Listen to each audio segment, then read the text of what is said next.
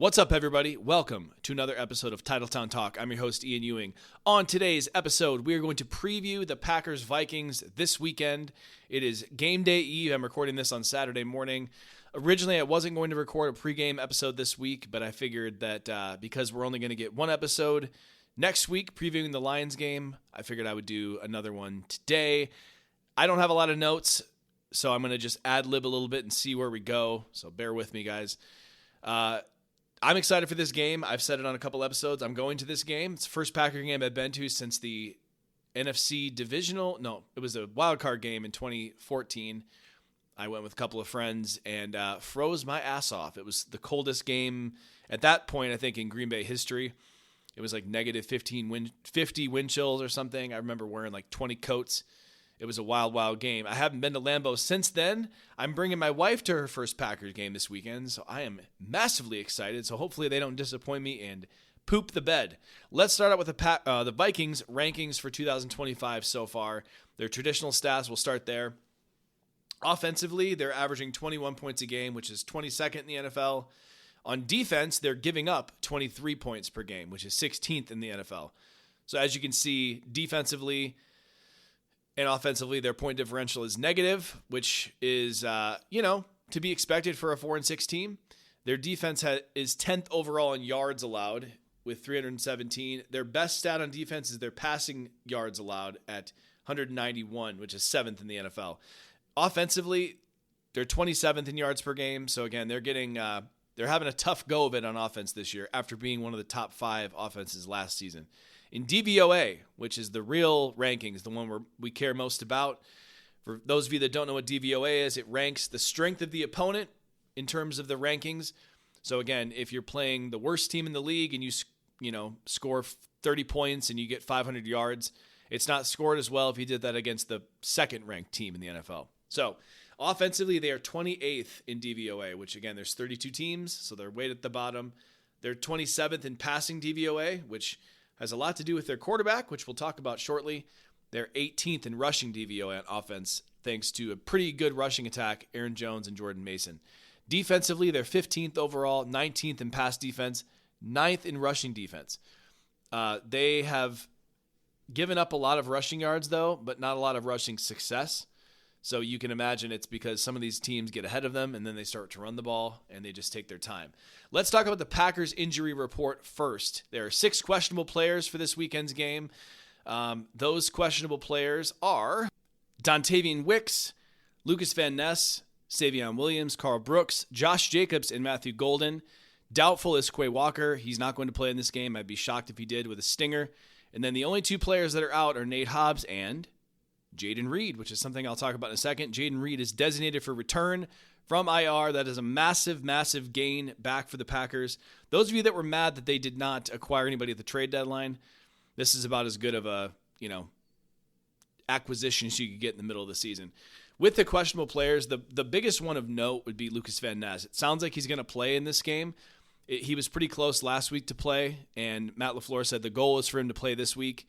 It would be massive if they could get him back. And, the lack of pass rush we talked about in the postgame last week was concerning. Now, granted, they did play a couple of pretty good tackles, but again, when we get to the playoffs, guys, all the tackles are going to be good.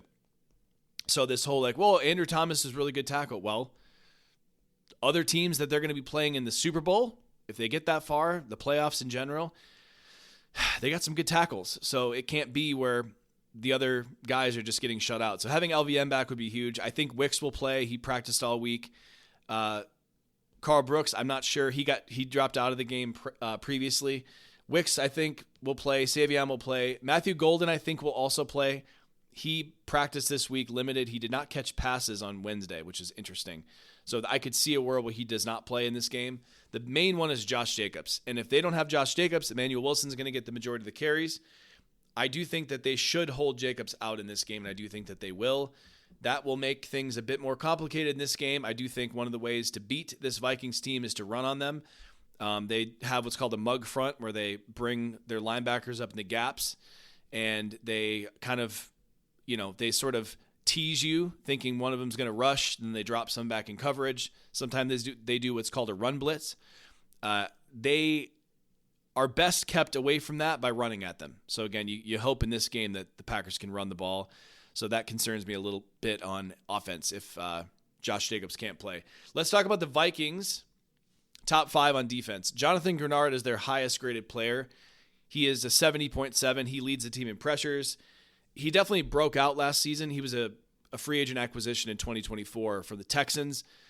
The Texans did not keep him because they have Danielle Hunter and Will Anderson, and those two are freak shows.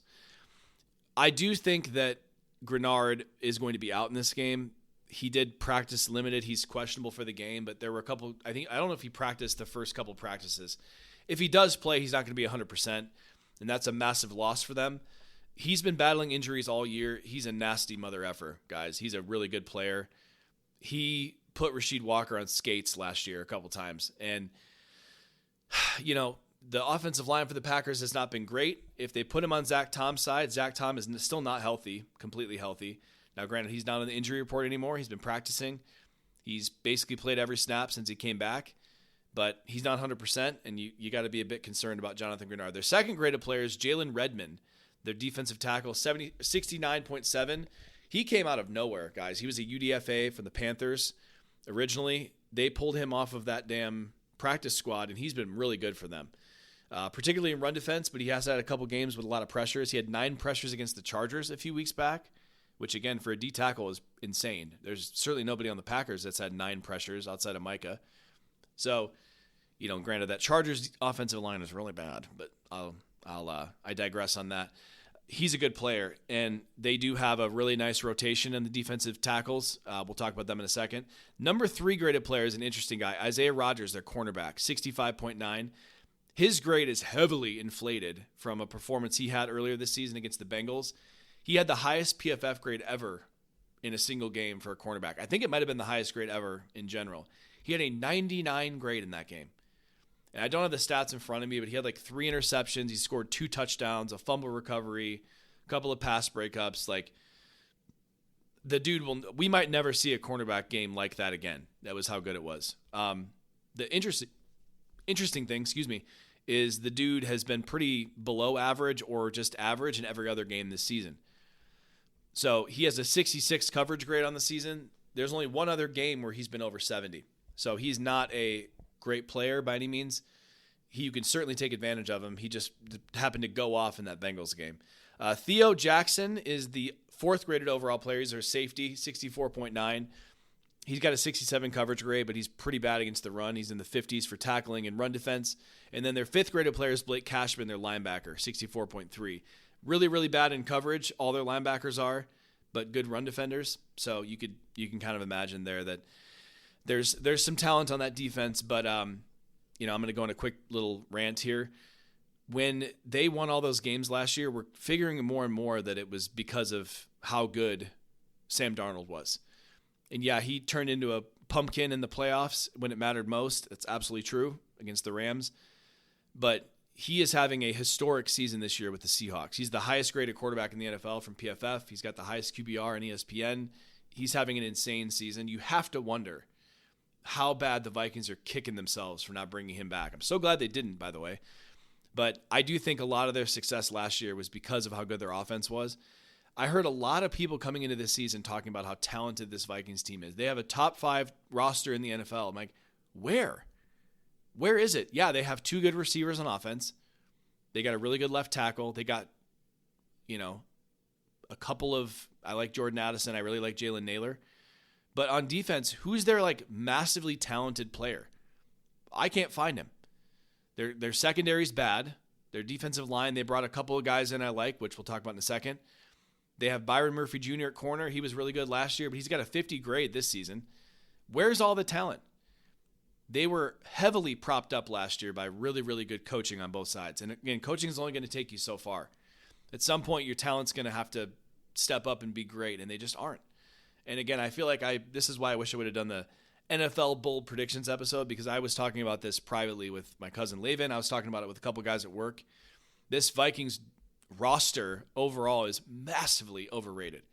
Massively. And again, all the people saying how great this roster was, they look like idiots now. So again, we'll see.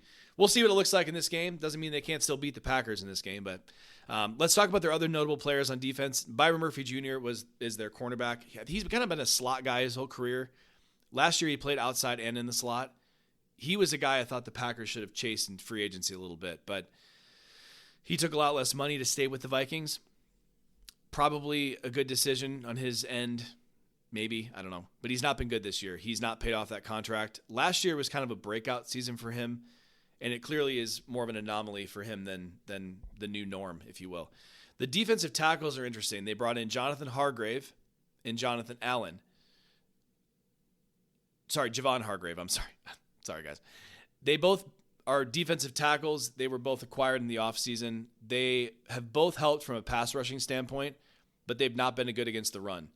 And ironically, last season, the Vikings' run defense was really good. This season, it's pretty good too because of, their linebackers are fast and they're really aggressive. And they seem to time up their run blitzes really, really well. But these two guys, Javon Hargrave and Jonathan Allen, have not been great.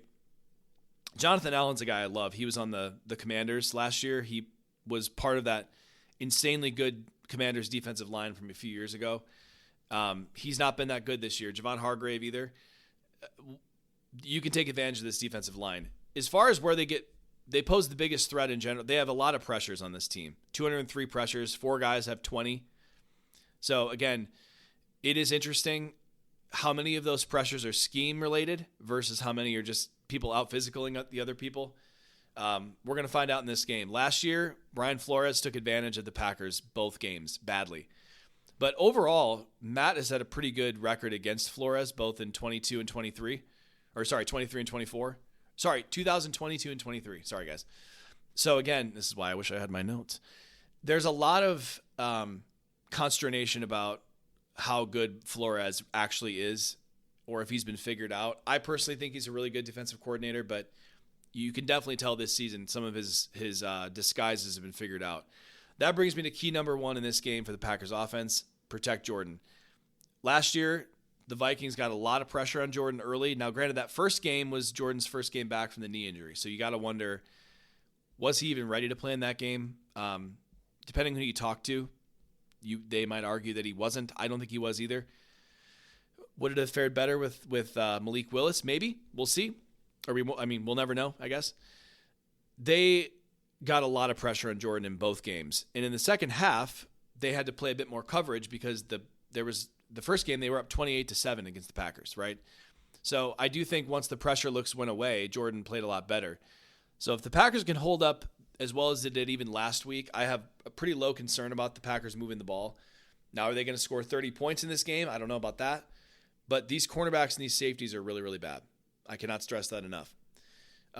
When people have held up against them on the offensive line this season, they've been diced up. So I really think that, again, Jordan has been really, really good in a clean pocket this year.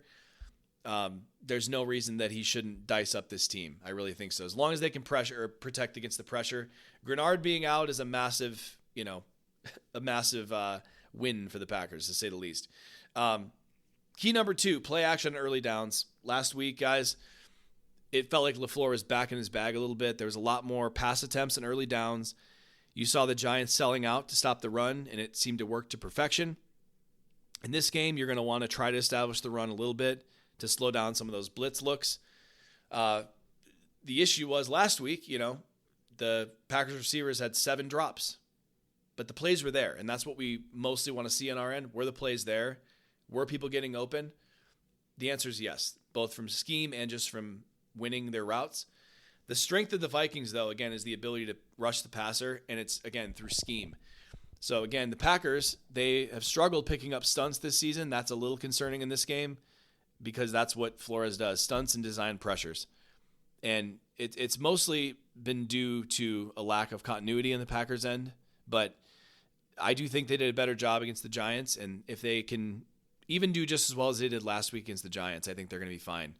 And key number 3, let Jordan win the game. It's not clear yet if Josh Jacobs is going to play. Like I said earlier, I do think Emmanuel Wilson's a capable running back. We've seen it. But regardless of who plays, Josh Jacobs isn't going to be completely healthy in this game. So this needs to be Jordan's game to win. And Jordan is the best player on offense. Last week was the best game I've seen him play ever. I watched the game a third time. And if you guys don't follow the QB School on YouTube, go watch his channel, JT O'Sullivan. He was actually a former Packers quarterback. Just look up Jordan Love QB School on YouTube. And he basically breaks down Jordan's game last week. And he was equally as impressed as I was. It was a phenomenal game from Jordan Love. And again, if you look at the stats, you won't see that. But if you pull up the all 22, you guys will see it. One thing I do think they can do is they can bring Chris Brooks in on third down. He did really, really well last week against the blitz. He picked up a couple blitzes last week. He looked like a guard doing it. So if Josh Jacobs doesn't play, even if he does, Josh Jacobs should not be out there pass protecting. And they've put Emmanuel Wilson in on third down quite a bit, and he's definitely improved as a pass blocker, but he is not Chris Brooks. Chris Brooks is a phenomenal pass blocker. So watch for number 30 on third down this week. Let's flip it over to the Vikings offense. Their top 5 players are guys you've heard of. Justin Jefferson's their number 1 player. Shocker. 77.6 grade, though. So definitely lower grade. He's still a top 3 wide receiver in the NFL. But, and part of his grade being lower this year is because of how bad JJ's been, JJ McCarthy. And we'll talk about that in a minute in depth. He's not been separating quite as well. I will say that. He battled a few injuries early in the season. But you guys know he's destroyed the Packers multiple times in his career. So even as bad as McCarthy's been, you need to make damn sure that Justin Jefferson doesn't take over this game. Look no further than 2022 in Week 1. He absolutely took over that game. And there were other games, even last year, where JJ or Sam Darnold was able to dice up the Packers with Jefferson. Jefferson can't be the guy that beats you in this game. He just can't be. Simple as that. Their number 2 overall player, Brian O'Neill, their right tackle, 72.4. I think there's a chance he's going to be out. I should have looked at the Vikings injury report. I think he's going to be out this game, or if he's playing, I think he's kind of beat up. So that'll be interesting. He's their right tackle. That's going to be who Micah primarily faces in this game. Jalen Naylor's their 3rd overall player, 69.5. He's their 3rd wide receiver. He actually had a really good game a couple weeks ago, and he's a pretty good wide receiver. And they've needed a guy to step up next to, Jordan Addison and Justin Jefferson.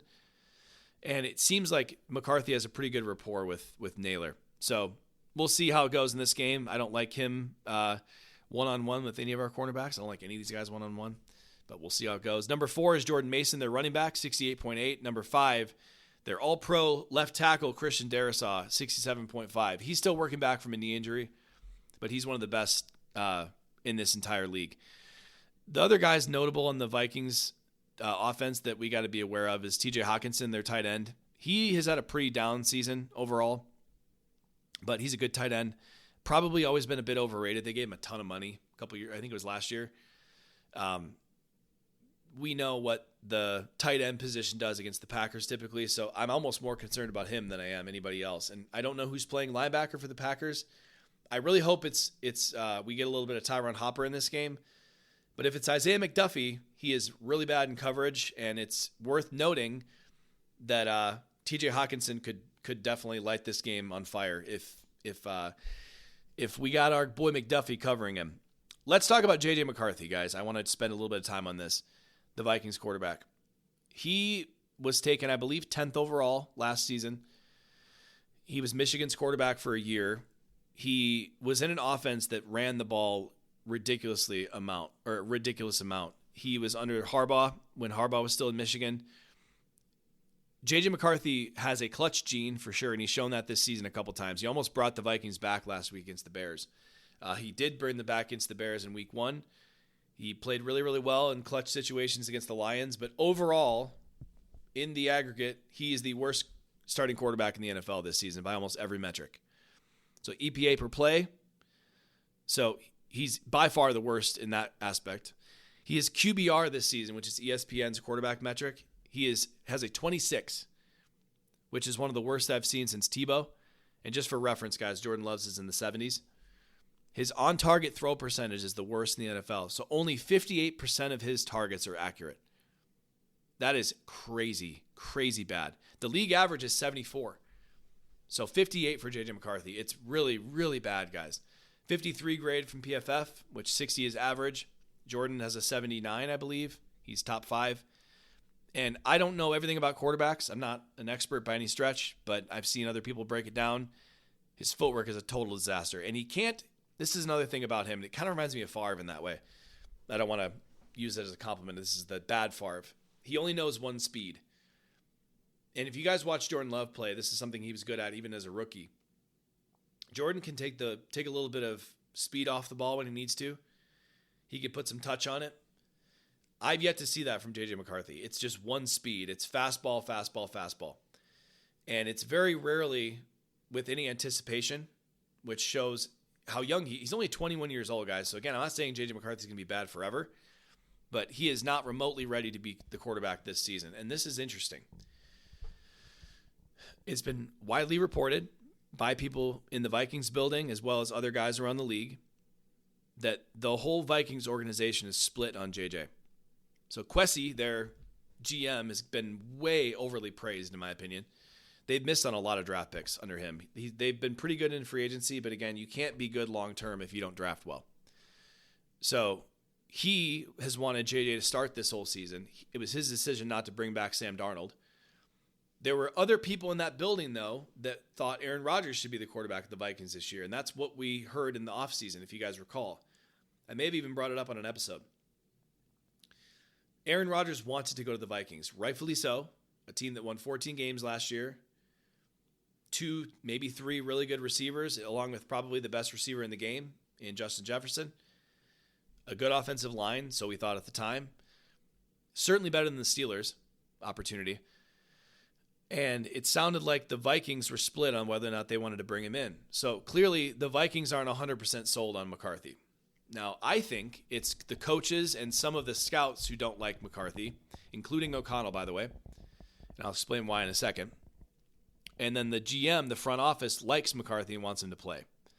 Here's what's interesting. JJ got hurt in week 2 this season, right? High ankle sprain. They said he would miss 2 to 4 games, I believe. I think he missed 7 games, if I remember correctly. There were a couple games there where he was completely healthy, and he was healthy enough to be their emergency quarterback, which if you guys aren't familiar, the NFL has a new rule now where you can have an emergency third quarterback. And I think this came from that 49ers-Eagles game a few years ago in the playoffs where like both their quarterbacks got hurt, and then they had to play a receiver at quarterback, and that just ruined the game. So now you can have an emergency quarterback that doesn't take up a roster spot. And essentially, JJ McCarthy was that guy for a couple weeks. So it got to a point where they put Carson Wentz out there with a broken arm. And if you guys don't remember this game, there was a game where Carson Wentz was like crying on the sidelines. He was in so much pain. The Vikings continue to play Carson Wentz with one arm because they did not want to play JJ McCarthy. That's how bad they didn't want to play him. So then we get a game where he goes out, I think it's his first game back, he goes out and beats the Lions, and we're like, whoa, okay. Now, if you watch that game closely, he made some good throws in that game, but the only reason it was even close is because JJ made a bunch of bad throws. So then was the most cringy shit that I've ever seen in my life. So after that game where he beats the Lions, somebody, I don't know where it came from, created an alter ego for JJ McCarthy, 9. And that's his jersey number for those of you that don't know. And in the post game, there was a clip of him in the locker room getting a game ball, and he had like this weird, cringy, like aggressive look on his face, like he was, almost like he was. It just looked like acting to me, like some of the stuff that people do to like look overly tough and like motivated in these games just blows my mind. It was so phony, right? So this whole like his alter ego is 9. When 9 comes out, watch out the other team. And then let's just say 9 has become a parody because of how bad he's looked the last couple weeks. And really ever since that Lions game, he shit the bed. So again, this like phony, serious look that we saw, that was his alter ego coming out, 9. So I hope we see 9 in this game. I'll just say that. On the negative side for the Packers, he's still really talented though. I don't want to undersell that. And there's been moments this season where he's looked good. It's just been few and far between. So we do not want this game to be one of those where JJ comes out and looks really good. And for some reason, I just feel like it's going to happen. I hope I'm wrong. So that brings me to the keys on defense for the Packers. Key number 1, pressure JJ McCarthy, obviously. When the quarterback's not playing well, Spoiler alert, make it as hard on him as you possibly can. It's not rocket science. Here's the thing. JJ McCarthy has a 35 PFF grade when pressured and a 33 grade when he's blitzed. And that tells me he does not know where to go with the ball when he's under pressure. The thing that's interesting about quarterback play, under pressure, they're always worse. But a lot of times when the blitz happens, quarterbacks end up being really good. And like Sam Darnold's a good example of that. Really good against the blitz. Jordan in his career has been pretty good too. Aaron Rodgers was always insanely good against the blitz. So when people blitz you, how well does your team pick it up is part of it. But then how well does the quarterback stay composed and find the right guy?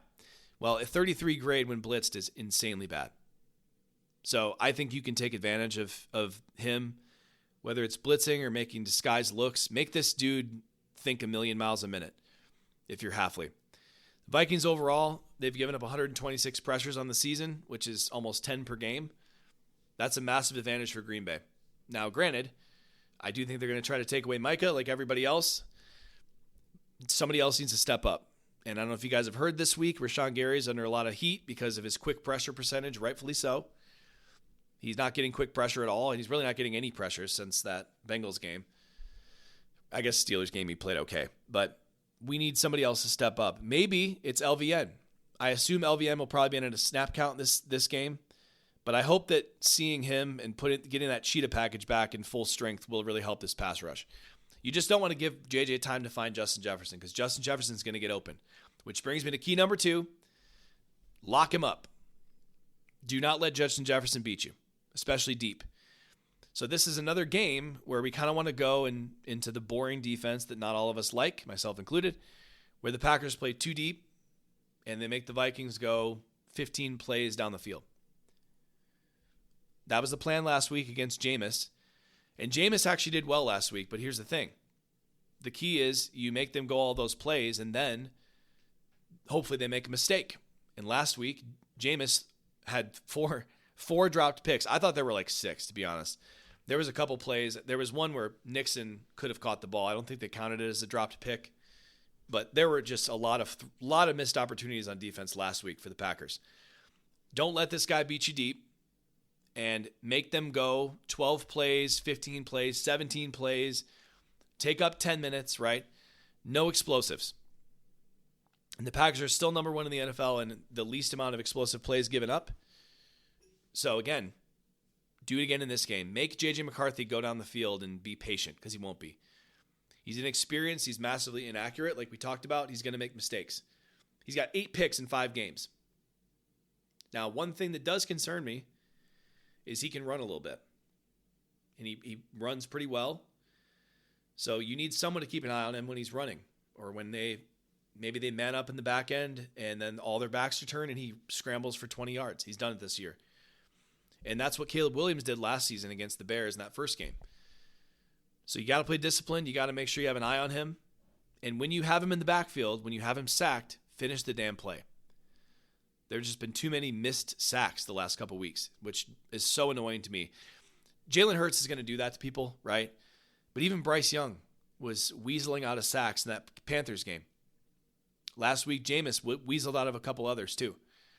You just got to finish those damn plays, especially when the pressures are few and far between from the Packers' standpoint. Key number 3, stop the damn run. No better way to make a bad offense even worse than stop the run, make them one-dimensional. Now, Jordan Mason, he's underrated. I like him. He was really good for the Niners last year. It was a good trade by Kwesi, actually, to trade for Jordan Mason. You know, most running back most running back rooms are tandems this year, or this era of football. Most teams have 2, right? So I think it was smart for them to have Aaron Jones and Jordan Mason. And Aaron Jones has missed some time this year. Mason's a good running back. He's tall, he's big, he's fast. He's got really good vision. Their running game has been pretty good this year. Efficient, I would say. I still love Aaron Jones. It's still heartbreaking to see him on the Vikings. I don't know about you guys, but it's painful to see. He's one of my favorite Packers of all time. The Vikings are averaging 4.6 yards per carry, which is pretty good. The Packers' run defense, as we know, has been pretty up and down. I thought that last week they were okay. I thought they got way too many yards after contact last week. I mean, if Scatterboo was playing, it would have made more sense, but Tyrone Tracy and what's his name? Devin Singletary. It's not a good running game. And they ran pretty well on the Packers last week. I think when the Packers have focused on stopping the run, they've been pretty good. Look no further than the Eagles game and Saquon, the Lions game with Gibbs and Montgomery in the first week. This should have the same energy as those. Because if you can stop this run game and you make JJ throw it 30 plus times, he's just not going to take over the game and win it. That's just the way I see it. Let's get into the final thoughts and prediction really quick. I'll just say this. This is not the same Vikings team that we saw last season that won 14 games, that beat the Packers twice convincingly. This could be the game that we've all been waiting for, the one that the Packers blow the other team out and show, yeah, we're a real contender. It just feels like every week I say this, guys. You're all like, yeah, I know. You've been saying this every week. Well, last week should have been that game. And if they catch a couple of those interceptions, on offense, they catch a couple more of those passes, that could have been a completely different game. That could have been the 37-14 game we've been looking for. This Vikings team is struggling. Their quarterback is not their guy. Not this season, at least. Maybe he becomes that. Certainly not this season. And their defense is beat up in a shell of what they were last season. So if there was ever a game, and the Packers shouldn't have to get motivated for this one, right? These division games, this team beat the hell out of them last year twice. They looked close, right? I think the final score was within like 5 in both games, but it was 28-0 at one point in that first game. I think it was 24-7 in the second game at one point, right? Those games were never close, and they shouldn't have been as close as they were. The Packers should be massively excited and hyped up to come into this game and beat the hell out of this team. And this is really, I told you guys last week at the end of that episode, this is where the season starts. And I still stand by that. 5 of their final 7 games are division games. It's going to swing their whole season. The Packers are 6-3-1. They need to at least get to 10 games to make the playoffs, in my opinion. Even that might be close, right? I think you need to get 11. Will they get 12? That would mean they went 6-1 in their final stretch. I think that's going to be tough. You're not going to win the division with less than 11 wins. So you can maybe lose 2 more games. It can't be the division games. They have got to win these division games, and they can win all these games. I still think they're going to drop 1, but it's not going to be this week. It's not going to be this week. I think the Packers win this game. I think it ends up being a bit closer than it should be, ultimately. I bet the Vikings make a run late. My prediction is 24-20 Packers in this game. I think the Vikings and Aaron Jones, they're going to run the ball well, probably better than they should. We'll see some good moments from JJ in this game, probably a deep ball from JJ to Justin Jefferson. It's going to frustrate us a little bit, but ultimately I think we see an improvement on offense and defense in totality. And then next game is Lions on Thanksgiving, and that is without question the biggest game of the year. If they win that game, they're in the driver's seat to win the division. Simple as that. I'll be at the game this weekend, tomorrow. I can't believe it's tomorrow. I'll report back to you guys probably Tuesday or Wednesday, depending on, it definitely will be Tuesday or Wednesday. I'm going to mix the preview for the Lions in with the post game for the Vikings. And I'll probably make it quick again, too. This is the crazy time of year at work, so I apologize for the whiplash on, no pregame episode this week, and then I drop one anyway. My hope is that I will be able to continue with 2 episodes a week going forward. So I appreciate the patience. Appreciate you guys listening. I will see you after the game. Go Pack, go.